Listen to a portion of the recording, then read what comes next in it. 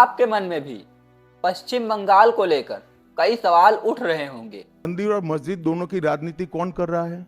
लेकिन आज इस रेस में टीएमसी कहां से आ गई? सवाल नंबर। नमस्कार दोस्तों, आज रुख पश्चिम बंगाल की ओर।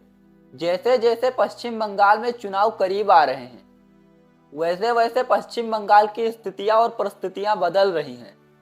पश्चिम बंगाल में राजनीतिक हलचल और बयानबाजियां बढ़ रही हैं। इस समय के हालात को वहां पर देखकर समझा जा सकता है। तब आपके मन में भी पश्चिम बंगाल को लेकर कई सवाल उठ रहे होंगे। उसमें से सबसे पहला सवाल यही होगा कि इस बार पश्चिम बंगाल में चुनाव होगा तो जीतेगा कौन, बीजेपी या टीएमसी? आपने अभी हाल ही का 2 दिन पहले का ही गृह मंत्री अमित शाह जी का इंटरव्यू तो देखा ही होगा, जिसमें उनसे एक सवाल पूछा जाता है मंदिर मस्जिद को लेकर। उसमें वह कहते हैं कि मंदिर मस्जिद कौन कर रहा है? एक टीएमसी और एक टीएमसी के पूर्व विधायक। आपका सवाल सही है, लेकिन जगह गलत है। सही जगह पर होना चाहिए। आप इस वीडियो में देखिए। 26 के चुनाव से पहले बंगाल में मंदिर मस्जिद की राजनीति शुरू हुई है। आपको पता होगा मुर्शिदाबाद में बाबरी मस्जिद का। एक मिनट। मंदिर और मस्जिद दोनों की राजनीति कौन कर रहा है? एक तृणमूल से निकले हुए एमएलए कर रहे हैं और एक तृणमूल कांग्रेस कर रही है। तो सवाल का एड्रेस गलत है, सवाल तो सही है। इसे देखकर आपके मन में भी सवाल उठा होगा कि आरोप तो हमेशा बीजेपी के ऊपर लगता रहता है कि वह मंदिर मस्जिद करती रहती है, लेकिन आज इस रेस में टीएमसी कहां से आ गई?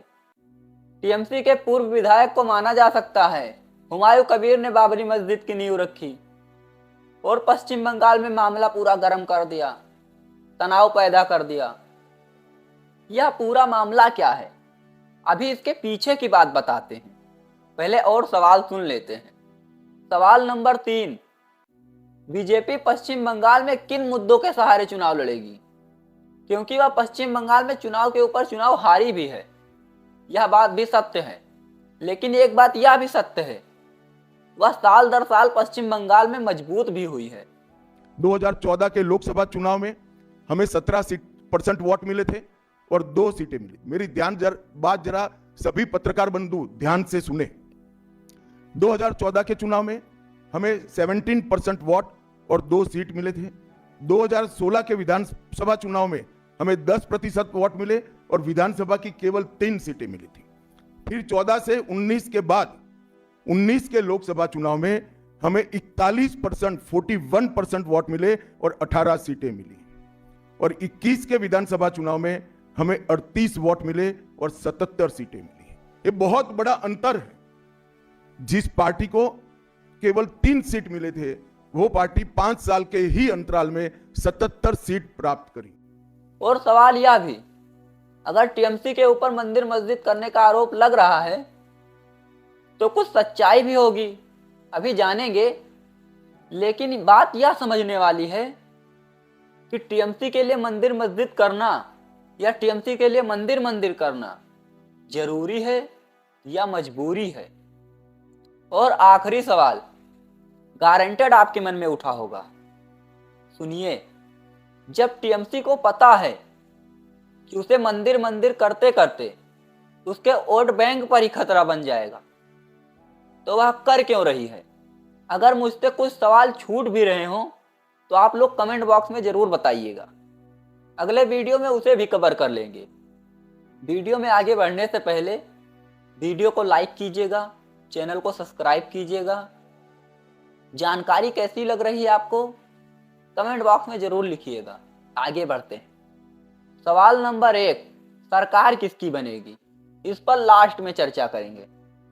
सवाल 2 से शुरू करते हैं। गृह मंत्री जी कह रहे हैं कि पश्चिम बंगाल में टीएमसी और टीएमसी के पूर्व विधायक मंदिर और मस्जिद कर रहे हैं। वह क्यों कह रहे हैं, यह भी सुनिए।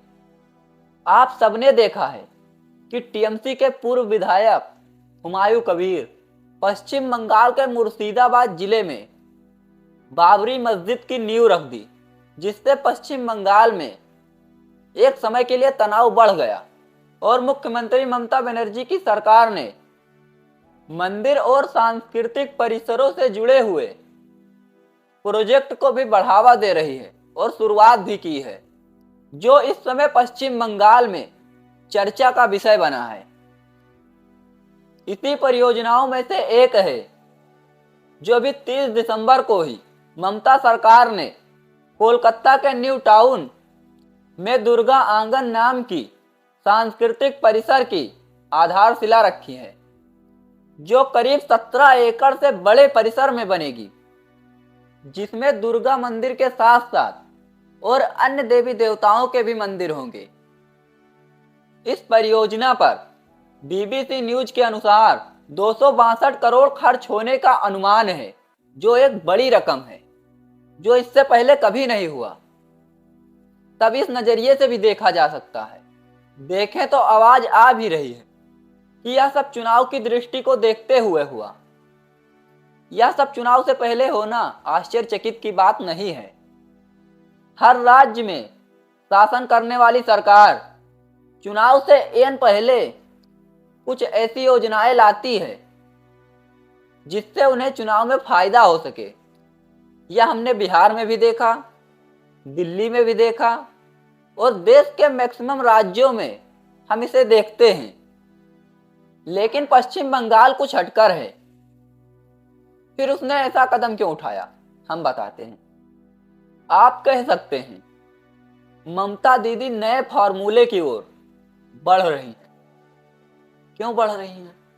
क्योंकि शायद इन्हें अंदाजा हो चुका है कि अब घुसपैठिए सरकार बनाने में अहम भूमिका नहीं निभा पाएंगे, जिसका सबसे बड़ा कारण है SIR उनके अनुसार।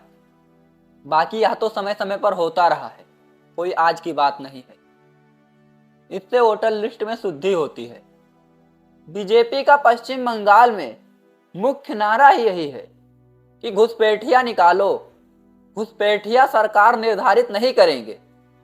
और शायद इसी वजह से अब वह वास्तविकता की तरफ बढ़ रही हैं और इन्हीं मुद्दों के दम पर बीजेपी मैदान में है। सवाल नंबर आखिरी, पश्चिम बंगाल में साल 2026 चुनाव में सरकार किसकी बनेगी, यह हम आप पर छोड़ते हैं। आप लोग कमेंट बॉक्स में बताइए कि पश्चिम बंगाल में सरकार किसकी बनेगी। जानकारी अच्छी लगी हो तो वीडियो को लाइक कीजिएगा, चैनल को सब्सक्राइब कीजिएगा।